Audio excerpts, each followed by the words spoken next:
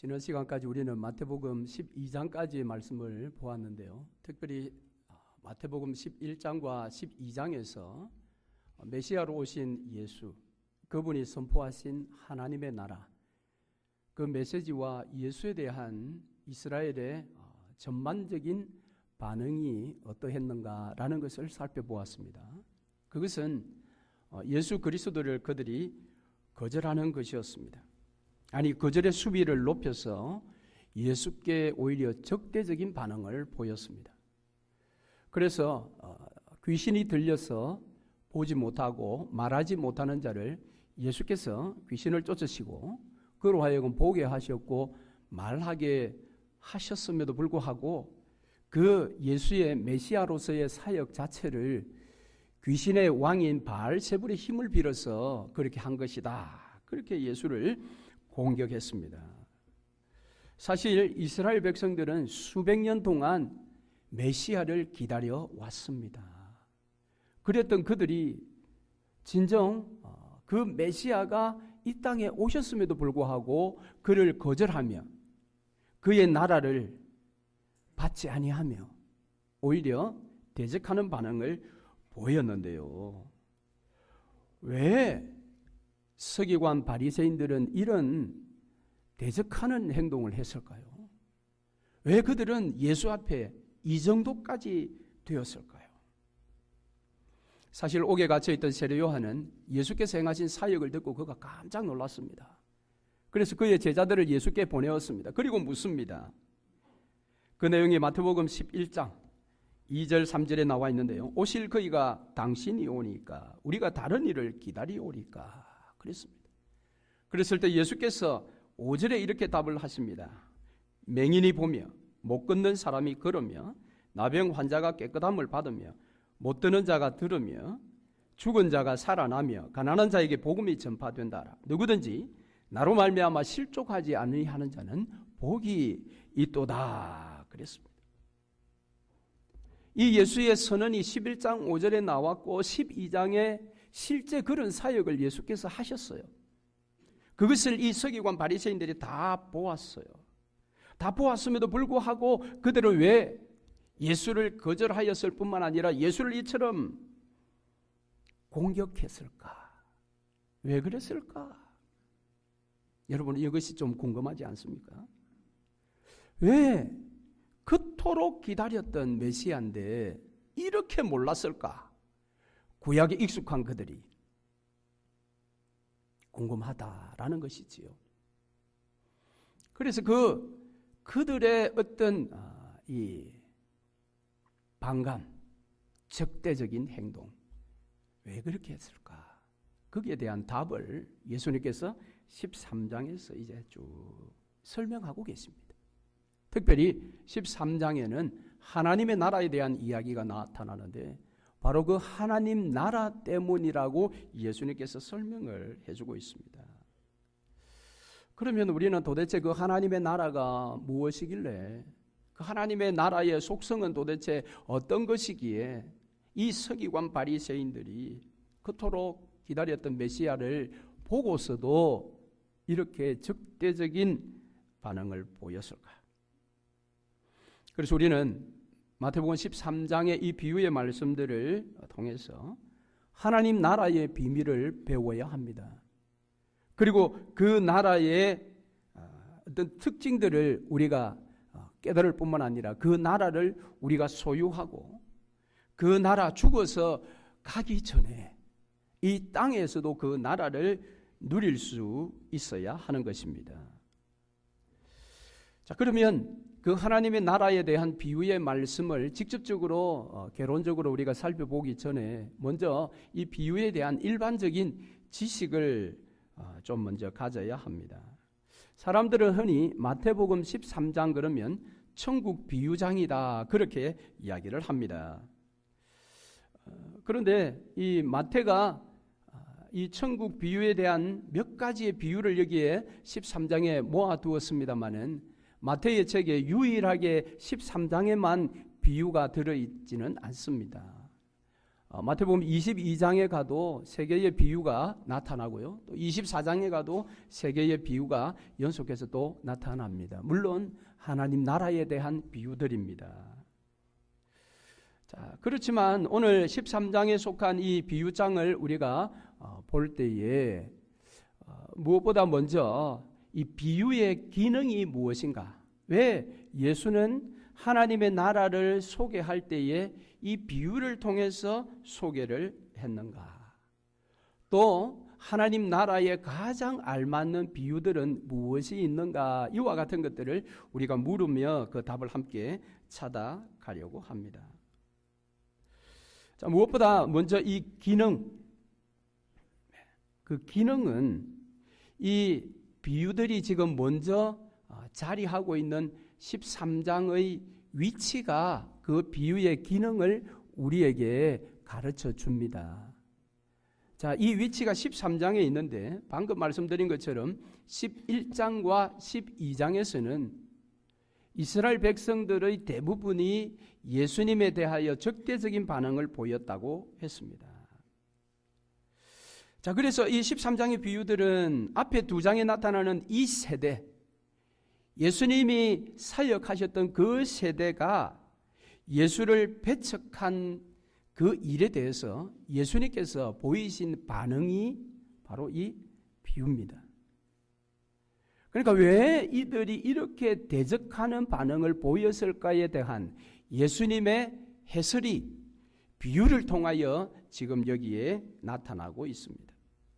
그래서 13장에는 학자들이 비유가 7개 있다라고 주장하는 학자들도 있고 8개가 있다라고 주장하는 학자들도 있습니다.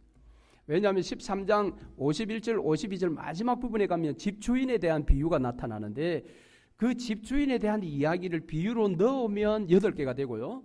그것은 아니다라고 빼버리면 7개가 되는 것입니다. 어쨌든 모두가 다 하나님 나라의 속성을 소개하고 있습니다.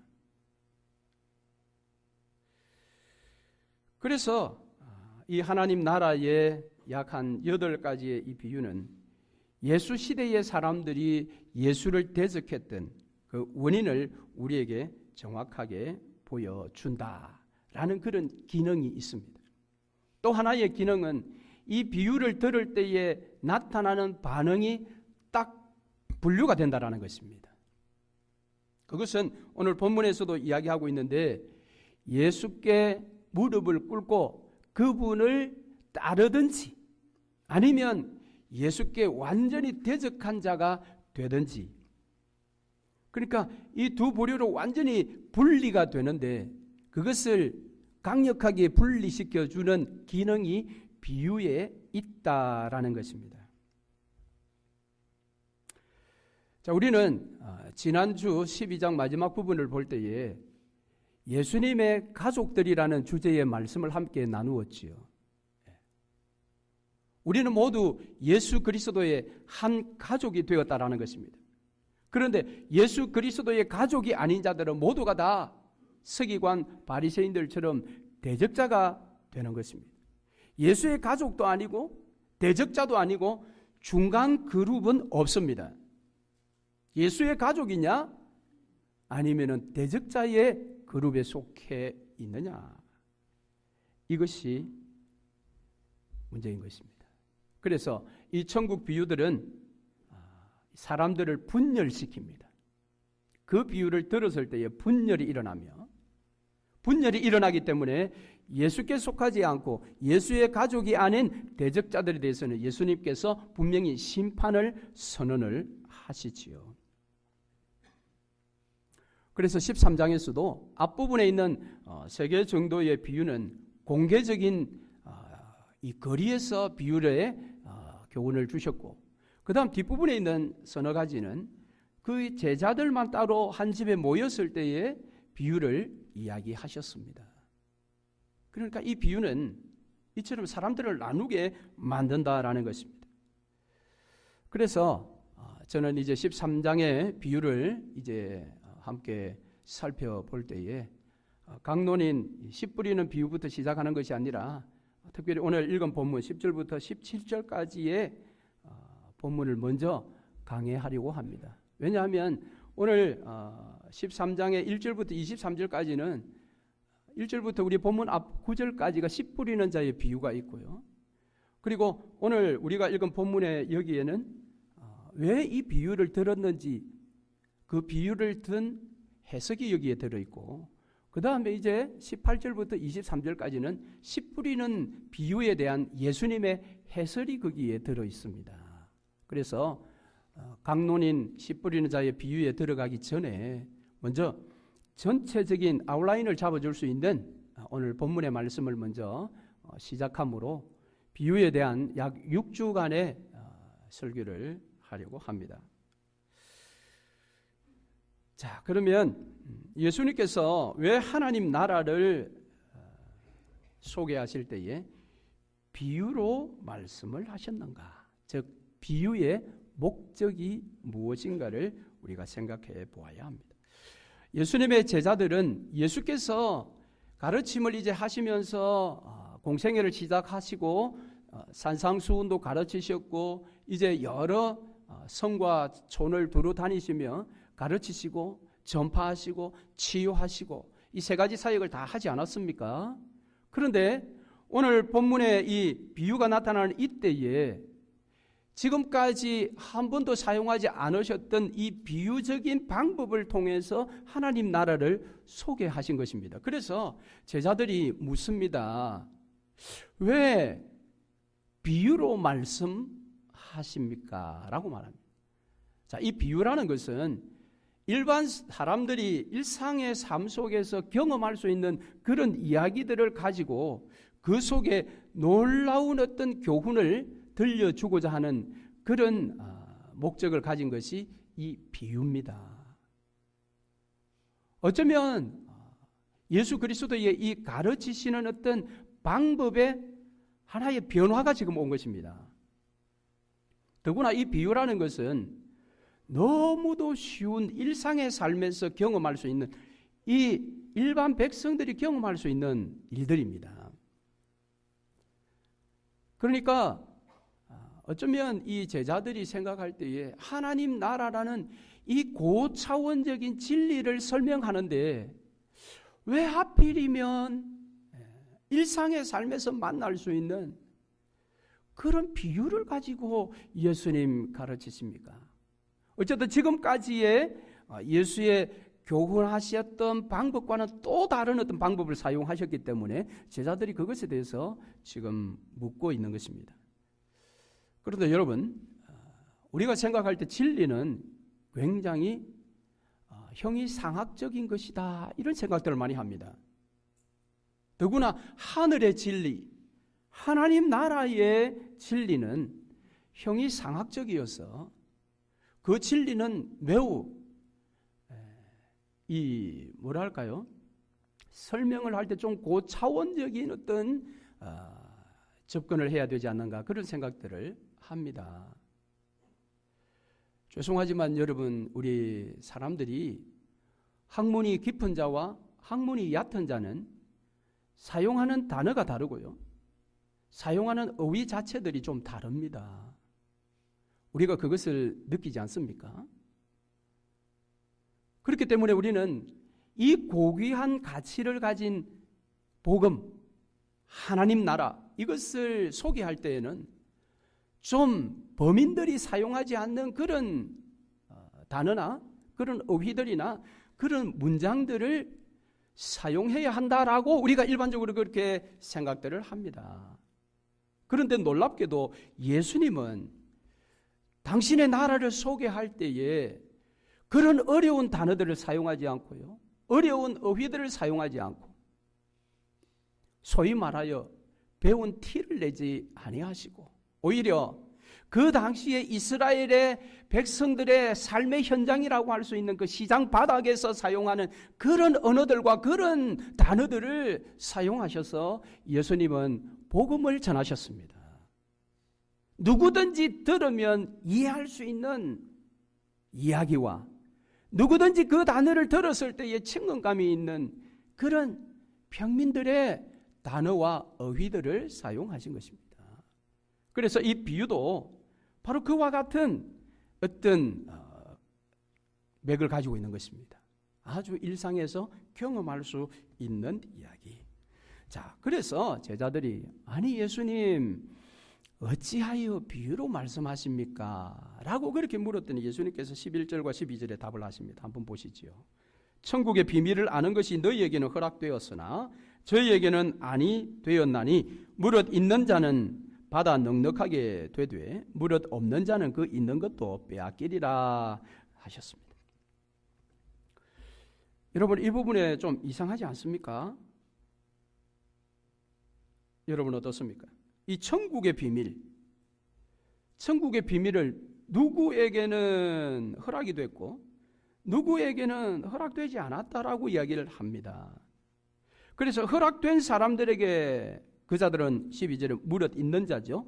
그들은 받아 넉넉하게 되되 무릇 없는 자, 허락되지 않은 자에게는 있는 것도 빼앗긴다라고 했습니다. 여러분 이 말이 이해가 됩니까? 이 말씀에 여러분 동의하십니까? 우리가 아는 예수님이 이런 말씀을 하셨다라는 것을 여러분 어떻게 받으십니까? 자, 그럼 좀 더 이 부분을 조금 더 여러분이 정말 이상하구나 이제 생각하도록 동일한 이 사건을 기록한 마가복음으로 한번 가 보십시다. 마가복음 4장 11절에서 12절 동일한 비유에 대한 이 사건을 이야기를 하고 있습니다. 마가가 그렇게 기록하고 있는데요. 자, 4장 11절 12절 제가 읽습니다. 하나님 나라의 비밀을 너희에게는 주었으나 외인에게는 모든 것을 비유로 하나니 이는 그들로 보기는 보아도 알지 못하며 듣기는 들어도 깨닫지 못하게 하여 돌이켜 죄사함을 얻지 못하게 하려 함이라. 이 마지막 부분은 더 놀라운 마가의 기록을 봅니다. 예수께서 하나님 나라의 비밀을 비유로 이야기한 목적은 지금 보고도 보지 못하고 들어도 듣지 못하는 그 자들이 혹시라도 깨달아 돌이켜 죄사함을 받을까 싶어 아예 죄사함 받지 못하도록 만들기 위해서 했다라고 그렇게 이야기하지요. 좀 이상합니까? 이상하지 않나요? 공기가 탁합니까?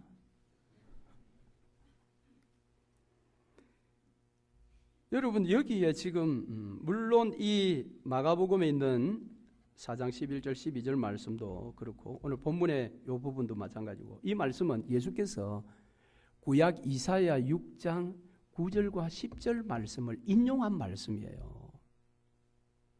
자, 어쨌든 여기 지금 마가복음 4장 11절 12절 이 말씀을 이해하셨죠?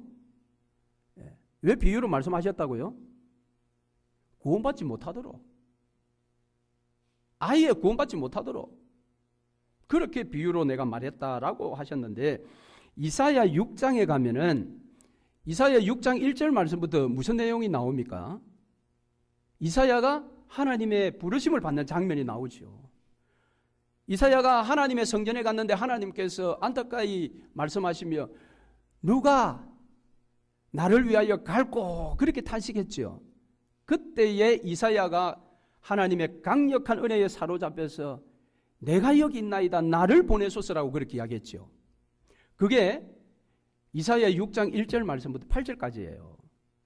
그래서 이제 하나님께서 이사야에게 가라고 9절부터 말씀을 하시는데 그때 뭐라고 이야기하느냐 하면은 너 가서 그들 아예 듣지 못하게 해라. 보지도 못하게 만들어라. 왜?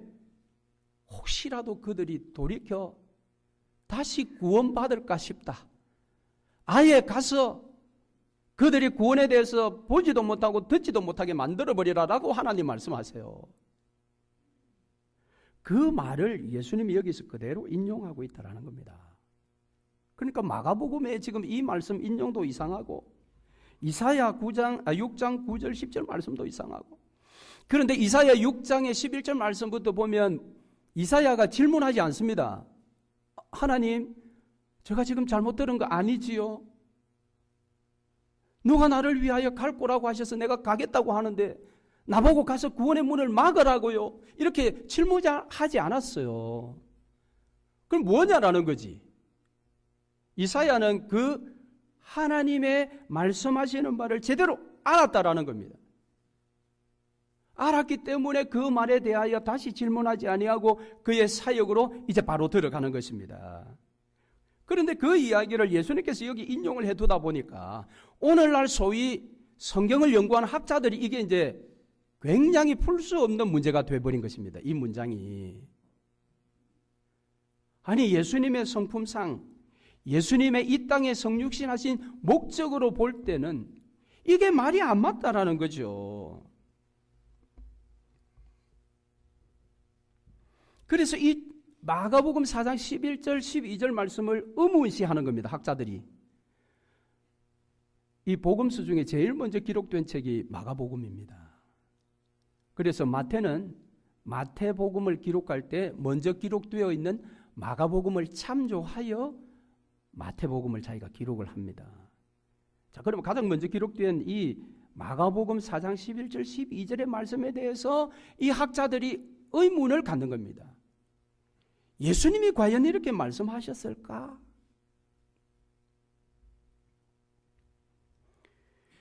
더 놀라운 것은 마가가 그의 마가복음 16장 마지막 부분에 가면 16장 15절에 우리가 잘 아는 말씀을 하셨어요. 무슨 말씀입니까? 너희는 온 천하에 다니며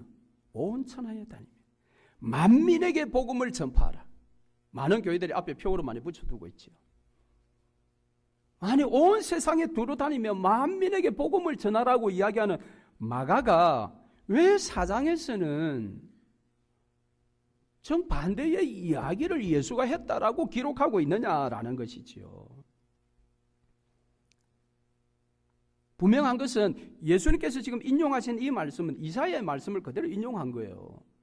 그럼 이사야 6장의 말씀이 무오한, 하나도 틀리지 않는 하나님의 말씀이라고 우리가 받으면 이 말씀도 받아야 되는 것이지요. 그러나 성경 말씀을 하나님의 무오한 말씀, 하나도 틀린 바가 없다라고 믿지 않는 그런 학자들은 이건 이상해라고 여기에 의문을 갖고 의심하기 시작한다는 것입니다. 그러나 저는 성경의 무오성을 믿습니다. 그러니까 이사야 6장의 말씀도 진리요, 그 말씀을 인용한 예수님의 말씀인 마가복음 4장 11절 11절도 진리고 오늘 우리 본문의 말씀도 진리인 것입니다. 그러면 이 말씀을 우리는 어떻게 해석해야 하느냐? 여러분, 성경은 하나님께서 원저자시지요. 원저자는 하나님이시고 하나님의 그 뜻을 받아서 40여 명의 저자들이 성경 66권을 기록한 것입니다. 그래서 모세 같은 경우는 5권을 기록했죠. 자, 그럴 때에 비록 하나님께서 원저자시지만 하나님은 그 저자들의 모든 것을 활용하셨어요. 그의 뛰어난 달란트를 그대로 활용을 하셨어요. 많이 배운 학문에 능한 사도 바울은 아주 학문적으로 깊이 있는 바울 서신서를 14권 기록하도록 하셨고, 성격이 아주 급했던 마가는 그의 급한 성격을 그대로 활용해서 마가복음을 기록하도록 만들었습니다. 그래서 복음서 중에 예수님의 어린 시절이 없는 복음서 책이 마가복음이에요. 마가복음은 예수님께서 어떻게 태어났고 어떻게 헤롯을 피해가지고 애굽으로 갔고 동정녀 탄생이 어떠고 이런 이야기를 하지 않고 바로 1장 1절에 예수 그리스도의 복음의 세계 시작이라고 공적인 사역 30세부터 했던 사역에 바로 1장 1절을 갖다 대고 있습니다. 왜 그렇습니까? 그는 성격이 너무 급해서 복음을 빨리 표현하고 싶지 과거에 예수님 쫓겨다니던 이야기 그런 거는 관심이 없는 겁니다. 이토록 하나님은 원저자로서 모든 사람의 그런 달란트와 그의 학문적인 어떤 많고 적음을 다 활용을 하셨지만 더구나 이것이 인간의 책들이기 때문에 문학 기법을 하나님이 충분히 활용하셨다라는 겁니다. 그래서 이사야 6장 9절 10절에 말씀하시는 이 하나님의 말씀은 반어법입니다. 이게 문학적으로 볼 때 반어법. 반어법이 무엇입니까? 내 의도와 다른 이야기를 표현하는 것입니다. 더 정확하게 말해서 내가 좀 속이 상했을 때에 내 속 상한 것을 정반대의 말로 표현을 하는 겁니다. 예를 들면 내일 월요일입니다. 월요일 날 이제 친구하고 이제 등산을 가기로 약속을 했어요. 아침에 일어났는데 비가 추적추적 옵니다. 그때 이렇게 이야기하죠. 날씨 참 좋다. 이해가 되십니까? 마음이 이미 상한 겁니다. 아침에 딱 일어났는데 오늘 오랜만에 친구하고 등산 가기로 했는데 날씨가 왜 이 모양이야? 근데 표현은 정반대로 이야기하는 겁니다. 날씨 참 좋다. 하나님께서 지금 그렇게 말씀하시는 거예요. 왜냐하면 이스라엘을 향하여 끊임없이 당신의 사랑을 이야기했지만 하나님도 마음에 상함이 있는 거예요. 너무너무 이스라엘이 말을 안 들으니까. 그러니까 이사야가 가겠다고 할 때에 하나님께서 반어법을 사용한 것입니다. 그래, 너 가면 차라리야 못 보도록 만들어라. 듣지 못하게 좀 더 만들어버려라. 하나님 본심 무엇입니까? 한 영혼이라도 더 보게 하시고 한 영혼이라도 더 듣게 하시기 위해서 누가 나를 위하여 갈 거라고 탄식하셨던 분 아닙니까? 그러니까 이사야는 그 하나님의 반어적인 마음을 이해했기 때문에 하나님께 다른 질문을 하지 않고 그대로 달려 나간 것입니다. 오늘 여기에서도 예수님께서 동일하게 말씀하신 것은 당신이 메시아로 이 땅에 정말 수백 년 만에 왔고 그들이 그토록 기다렸는데 당신이 와서 그 나라를 소개하고 복음을 소개하는데 왜 그토록 기다렸던 서기관 바리새인들이 예수를 받아들이지 않느냐라는 거죠. 예수님도 상처받았다라는 거죠. 마음에. 헨리 나우엔인가 그 목사님이 적은 책 제목이 그거잖아요. 상처받은 치유자. 예수님은 치유자이시지요. 근데 상처받았어요. 여러분, 예수님도 여러분 때문에 마음에 상처 받으실 수 있습니다. 예수님 마음에 상처 주지 마세요. 그래서 여기 반어법으로. 그러니까 더 직접적인 예를 든다면 어떤 문제에 대해서 친구에게 계속해서 의도가 그것이 아니라고 설명을 해왔어요. 근데 그 친구가 그걸 받아들이지를 않아요. 그래서 나는 포기하려고 해요. 그런데 옆에 다른 친구가 와서 이야기합니다. 포기하면 안 돼. 가서 다시 이야기해. 그럴 때에 속상해서 이렇게 이야기하는 겁니다. 야, 걔 또 이야기해도 못 알아들어. 이해 못해. 왜 그런지 알아? 내가 처음부터 이해하지 못하게 했거든. 이해가 되십니까? 아니 맞다면 좀 고개라도 좀 끄덕거려 보세요. 아 참. 그러니까 심기가 불편했던 하나님의 마음, 그 마음이 지금 성육신하신 예수의 마음이라는 겁니다. 내가 성육신했어.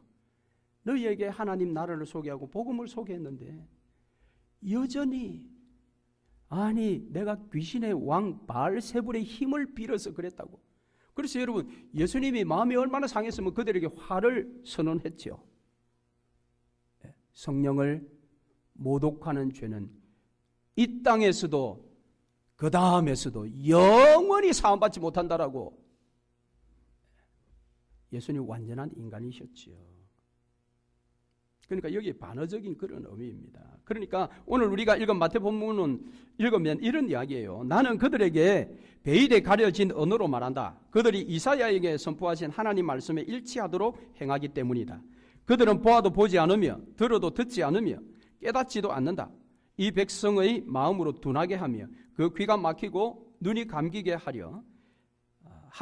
눈이 감기게 하라. 이는 하나님께서 이미 이 백성을 징계하기로 결정하셨기 때문이다. 이런 침울한 사상이 오늘 본문에 쫙 깔려 있습니다. 그래서 11절 말씀이 그 중심된 말씀이죠. 11절 한번 보시죠. 천국의 비밀을 아는 것이 너희에게는 허락되었으나 저희에게는 아니 되었다. 너희에게는 허락되었고 저들에게는 허락되지 않았다라고 이야기합니다.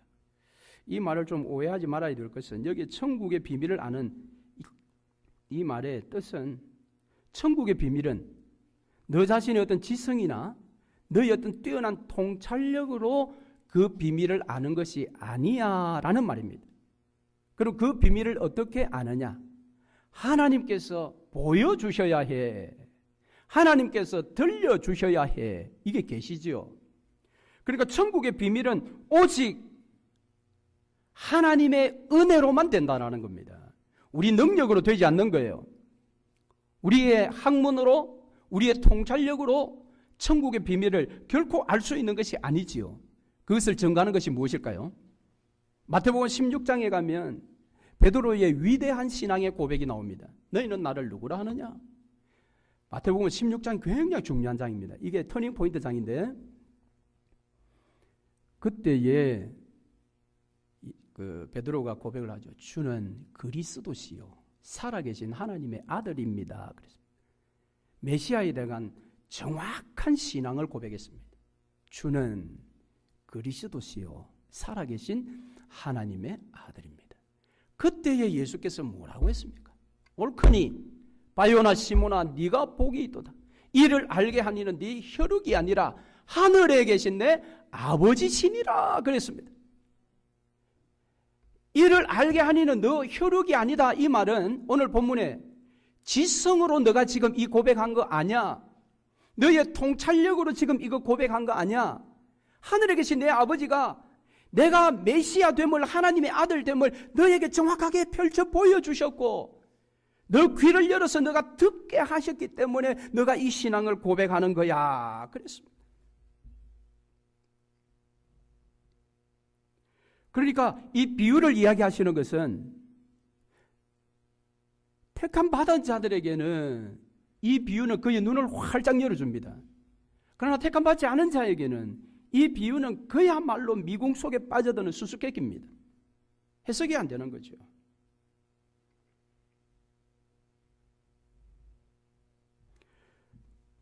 그래서 오늘 12절에 오늘 본문의 12절 말씀 무릇 있는 자는 받아 넉넉하게 되되 없는 자는 그 있는 것도 빼앗기리라.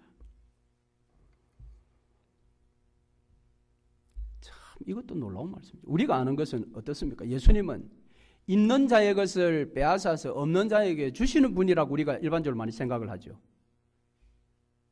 좀 임꺽정처럼 그렇게 생각을 하는데 여기 예수님 보니까 있는 자는 받아서 더 넉넉하게 되고요. 없는 자는 있는 것도 빼앗긴다고 했습니다. 이게 신앙의 놀라운 원리입니다, 여러분. 이게 제대로 적용이 될지는 모르겠습니다만 신앙이 있는 사람은요. 계속해서 신앙이 눈덩이가 불어나듯이 신앙이 커집니다. 신앙이 없는 사람은 세월이 갈수록 계속해서 신앙이 사라집니다, 여러분. 그런데 그것을 우리가 안다면 내 신앙이 점점 약화되어져 가면 결단해야 합니다. 다시 돌이키려고 해야 되는데 점점 신앙이 식어가도 열정이 죽어가도 원래 그렇거니 그렇게 생각하는데 그것은 오해지요. 그래서 오늘 우리가 기억할 것은 우리가 아브라함의 육신의 자녀다라고 주장한다고 해서 하나님의 진정한 백성, 구원받은 자가 될 수가 없습니다.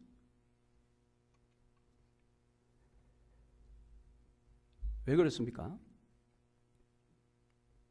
육신의 혈통을 따른 것은 내 이성입니다. 내 통찰력입니다. 그러나 예수님은 오직 하나님의 은혜라고 이야기를 합니다. 자, 그러면 오늘 여기 천국의 비밀, 도대체 이 천국의 비밀은 무엇일까요? 그 비밀은 예수 시대에 완성하려고 하는 하나님의 계획입니다. 그래서 우리 13장 35절을 여러분 한번 보세요. 13장 35절. 이는 선지자를 통하여 말씀하신 바 내가 입을 열어 비유로 말하고 창세부터 감추인 것들을 드러내리라 함을 이루려 하심이라.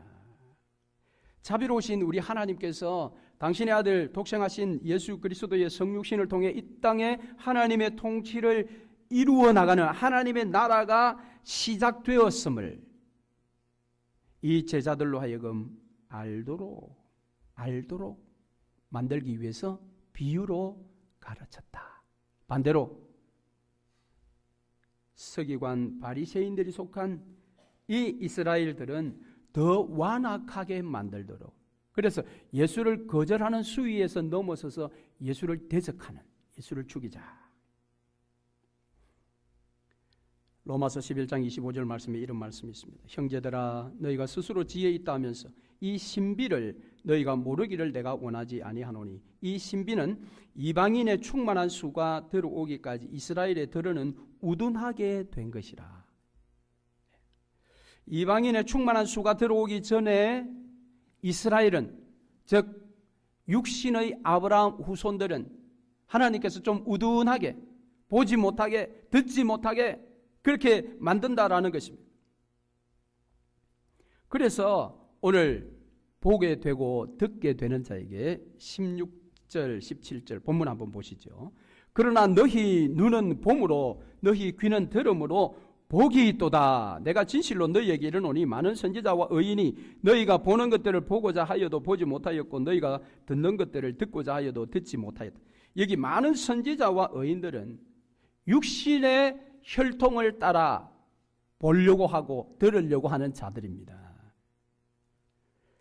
그러니까 귀신 들려 보지 못했던 자가 예수의 은혜로 보게 되고 듣게 된 것만큼 더 큰 복이 어디 있겠습니까? 그를 향해서 지금 여기 예수가 복이 있도다라고 그랬습니다. 저와 여러분은 예수의 구원의 은혜가 임하기 전에 보고도 보지 못하는 자였습니다. 들어도 듣지 못하는 자였습니다. 그랬는데 예수 그리스도의 십자가의 그 은혜가 우리에게 임하여 우리는 이제 보는 자가 되었습니다. 이전에 보지 못했던 하나님의 나라를 보게 된 것입니다. 하나님이 통치하시는, 하나님이 왕이신 그 나라를 보게 된 것입니다. 그리고 하나님 나라에 대한 소문들을 듣게 하셨습니다. 그러니까 그 나라를 보고 그 나라를 듣는 저와 여러분이 얼마나 복된 자입니까? 예수님은 지금도 저와 여러분을 향하여 복되도다 그렇게 선언하는 것입니다. 마태복음 여러분 산상수훈에 팔복 시작할 때 무슨 단어로 시작한다고요? 그 복되도다부터 시작하는 겁니다. 우리 번역은 거꾸로 되었죠. 심령이 가난한 자는 복이 있도다 이렇게 했는데 원문은 복되도다 심령이 가난한 자여 이렇게 되는 것입니다. 이미 이 선언, 오늘 16절 17절은 예수님께서 마태복음 11장에 이미 선언하셨어요. 11장 25절에 가니까 천지의 주제이신 아버지여 이것을 지혜롭고 슬기 있는 자들에게는 숨기시고 어린아이들에게는 나타내심을 감사하나이다. 옳소이다. 이렇게 된 것이 아버지의 뜻이니이다. 수고하고 무거운 짐진 자들아 다 내게로 오라 내가 너희를 쉬게 하리라. 그러니까 오늘 본문 16절 17절은 이처럼 하나님의 뜻이 이루어짐으로 승리하게 되신 예수 그리스도의 복의 선언입니다. 그러므로 예수님의 이 복의 선언을 여러분 한번 이렇게 들어보십시오. 기다림은 끝났다. 나를 보고 나에게 듣는 너희가 복되도다. 선지자들이 예견하였고 모든 세대의 의인들이 보고자 갈망하던 나를 너희가 목격하였기 때문이다. 할렐루야. 예수 그리스도를 보고 예수 그리스도의 음성을 듣는 자야말로 최고의 복된 인생임을 여러분 기억하시기를 바랍니다. 그러나 11장과 12장에 있는 예수님 시대의 그 사람들을 보십시오. 그들은 하나님께서 고라신과 베세다와 가버나움 가운데 행하신 일을 경고하셨음에도 불구하고 그들은 응답하지 않았습니다. 반응하지 않았습니다. 회개하지 않았습니다. 그래서 그들에게 화를 선언합니다. 어떻게 해요? 11장에 보면 심판날에 두로와 시돈이 너희보다 견디기 쉬우리라. 심판날에 소돔 땅이 너보다 견디기 쉬우리라. 12장에 가니까 심판때에 니느웨 사람들이 일어나 이 세대 사람을 정죄하리니 심판때에 남방 여왕이 일어나 이 세대 사람을 정죄하리니. 여러분, 얼마나 무서운 말입니까? 그런데 여러분, 이 무서운 말이 오직 서기관 바리새인들에게만 향하고 있지 않다라는 것을 알아요. 즉 교회 안에 있는 저와 여러분에게도 동일하게 이 말씀은 교훈적으로 우리를 향하고 있음을 우리가 놓치지 말아야 합니다. 마태는 마태복음을 기록하면서 교회 안의 혼합된 상태에 대해서 굉장히 고뇌했던 사람입니다. 그래서 13장의 뒤에 비유에 가면 가라지와 알곡이 나옵니다. 그는 교회 안에 가라지와 알곡이 섞여 있음에 대해서 너무너무 고뇌했습니다. 그 교회 안의 일원이라는 그것 때문에 가라지임에도 불구하고 자기는 구원받았다라고 안심하고 있는 자들을 향해서 오늘 마태는 이 말을 또한 하고 있는 것입니다. 그들에게 경고할 필요가 있었던 것입니다. 오늘날 예수 믿는 수많은 사람들의 일상의 삶을 들여다보면 겉으로는 보는 것 같고 겉으로는 들은 것처럼 보입니다.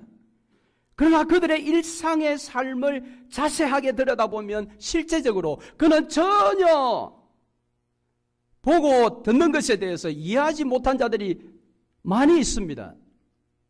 그들의 일상의 생활이 그것을 말하고 있습니다. 그러니까 내가 교회 안에 들어와 있기 때문에, 교회에 어떤 직분을 받았기 때문에, 내가 교회에 지금 어떤 일로 충성하기 때문에 내 구원은 만세반석이야. 여러분, 마태복음 7장 21절 이하의 말씀, 나더러 주여 주여 하는 자마다 다 천국에 들어갈 것이 아니요 다만 하늘에 계신 내 아버지의 뜻대로 행하는 자라야 들어가리라. 그날에 많은 사람이 나더러 이르되 주여 주여 우리가 주의 이름으로 선지자 노릇하며 주의 이름으로 귀신을 쫓아내며 주의 이름으로 많은 권능을 행하지 아니하였나이까 하리니 그때에 내가 그들에게 밝히 말하되 내가 너희를 도무지 알지 못하니 불법을 행하는 자들아 내게서 떠나가라. 그래서 우리는 여러분 깨어 있어야 합니다.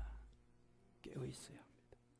물론 오늘 본문 11절에 천국의 비밀에 대해서 허락된 자와 허락되지 않은 자가 이제 나타나는데 이 말씀은 예정에 대한 이야기거든요.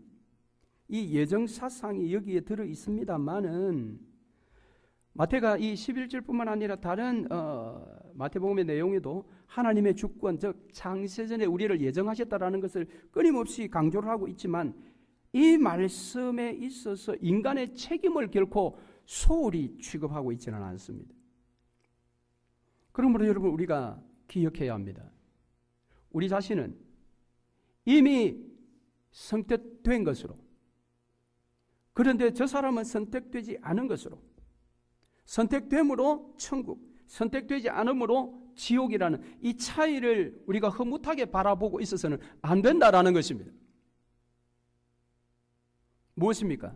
나는 선택된 것처럼 생각을 했는데 종말에 가서 마태복음 7장의 그 말씀이 나한테 선언이 될 수도 있어요. 반대로 저 사람은 선택받지 못했어라고 내가 접어두었는데 마지막 날 되기 전에 하나님께서 그를 선택받은 자로 얼마든지 돌이킬 수 있다는 것입니다. 그건 우리가 알 수가 없는 일이죠. 그래서 로마서 11장 23절 말씀에 보니까 그들도 믿지 아니하는데 머무르지 아니하면 접붙임을 받으리니 이는 그들을 접붙이실 능력이 하나님께 있습니다. 우리 하나님은 얼마든지 그렇게 하실 수 있으신 분이십니다. 그렇기 때문에 이 비유의 말씀을 우리가 볼 때에 보고 듣는 자가 있고 보고도 보지 못하고 들어도 듣지 못하는 자가 있다라는 구분. 그래서 이 비유는 하나님께서 허락하신 자들에게는 더 하나님 나라를 강력하게 깨달을 수 있도록 이끌시고 허락하지 않은 자들에게는 들으면 들을수록 마음이 더 닫혀져서 거절 상태에서 대적하는 단계로 나아가도록 만든다.